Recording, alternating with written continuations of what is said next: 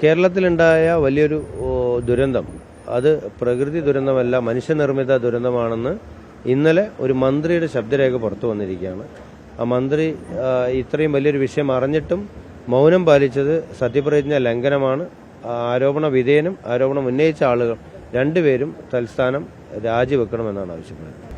ഒരു നിമിഷം പോലും വൈകാതെ മന്ത്രി, ഏതൊരു വ്യക്തിയും, സാധാരണ വ്യക്തിയാണെങ്കിൽ പോലും അവരുടെ പേരിൽ ഒരു AI വീഡിയോ ഓഡിയോ ഉണ്ടാക്കിയിട്ടുണ്ടെങ്കിൽ ആദ്യം ചെയ്യുന്നത് പോലീസിൽ പരാതി നൽകുകയാണ്.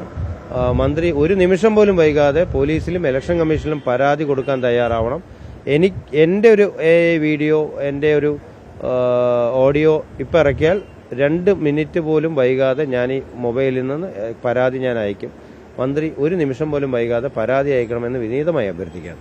തെരഞ്ഞെടുപ്പ് കഴിഞ്ഞാലും ഇത് നിയമപരമായും രാഷ്ട്രീയപരമായും നേരിടും. തെരഞ്ഞെടുപ്പ് കഴിഞ്ഞാലും രാജിവെക്കുന്നതുവരെ പ്രതിഷേധവും ഉണ്ടാവും, നിയമപരമായ പോരാട്ടവും ഉണ്ടാവും.